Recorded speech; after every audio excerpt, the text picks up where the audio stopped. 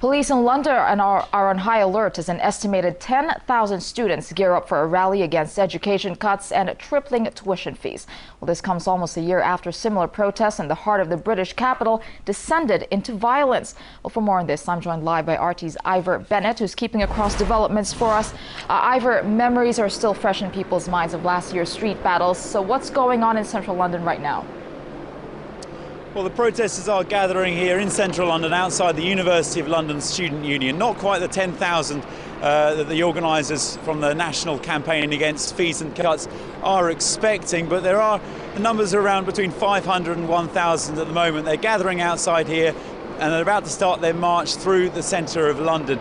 But the organisers do say they're expecting students to be bussed in from all over the UK, from as far afield as Scotland, even as universities throughout the UK descend on London. Now, what they're protesting against is the hike in tuition fees that will begin this time next year, for next academic year, which will see university fees increased by threefold, so up to £9,000 per year. And they're also campaigning against the government white paper, which is a proposal on higher education that will, for the first time, allow private providers to offer degrees. Now, for the students, they see that as the privatisation of their education. They don't like to see big businesses profiting from that. So a lot of the placards that are being brandished today with the slogans are reading "Our education, not their business." And also last year, now you mentioned there that this protest last year did actually end in a lot of violence and destruction to a number of properties in central London as students attacked, for example, the headquarters of the Conservative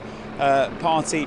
And so we've heard a lot in the recent days leading up to this protest about the police tactics. Now, for the first time, they've actually authorised the use of plastic bullets at a pre-planned protest on mainland UK.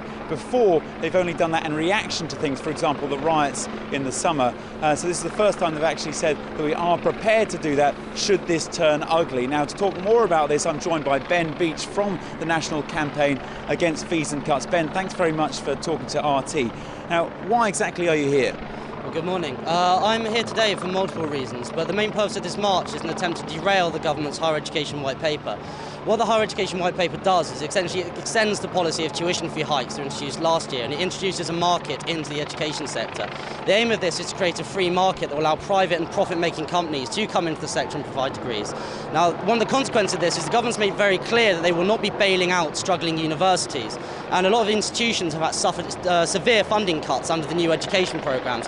We have institutions such as London Metropolitan, which is actually a predominantly working class intake, and indeed its intake consists of more black and ethnic minority students than the entire Russell Group University put together. Now, this institution is actually threatened with closure, and indeed the University and College Unions want as many as 60 institutions are faced with closure. Now, what the white paper does is it allows private companies to come in and fundamentally shift what education is about. If we start from the premise that education is a universal social good, what the white paper does is actually reconfigure education to be purely about the needs of the market and not about the needs of society.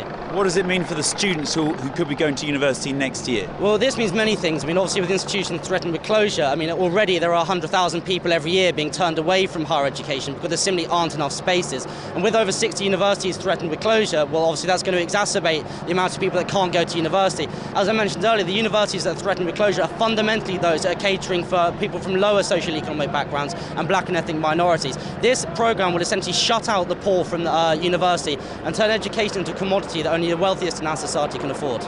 The fee increases up to £9,000 next year. Is that putting people off going to university? Well, I think the figures have shown this. I mean, the last year we've seen a massive surge in UCAS applications, the University Admissions Service, in an attempt to try and beat the rise in tuition fees. And then this year many academics are predicting a sharp drop in university, with many people simply feeling it's not for them. So I think, yes, we will almost certainly see people from lower social economic backgrounds who are very debt averse, not willing to take on as much as £50,000 worth of debt.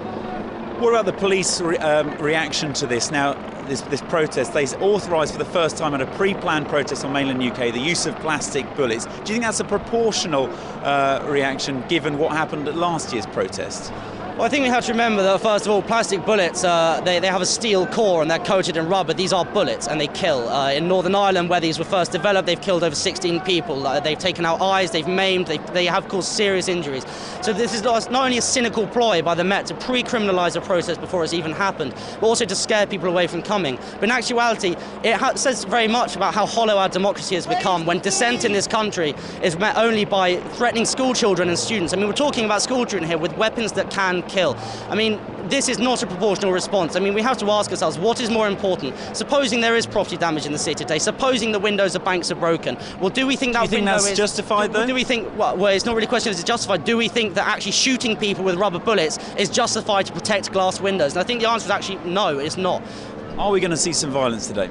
Well, I think it's likely we will see violence. I mean, there's 4,000 people who are essentially the largest gang in London, called the Metropolitan Police. They've turned up in body armour, they've turned up with shields, they've turned up with steel batons which they hit people, they threaten use of baton rounds. There's rumours that there's water cannons stationed in the city, they brought horses in to charge people.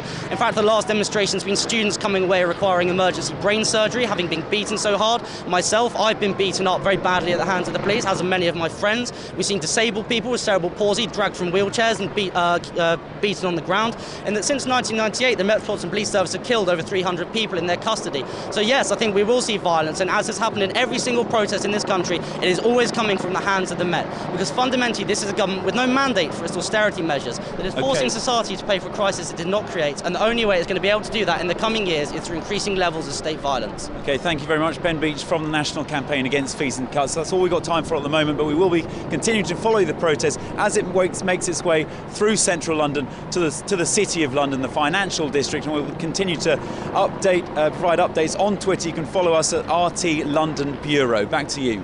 All right, thank you very much indeed for that update. RT's Ivor Bennett reporting live there in London.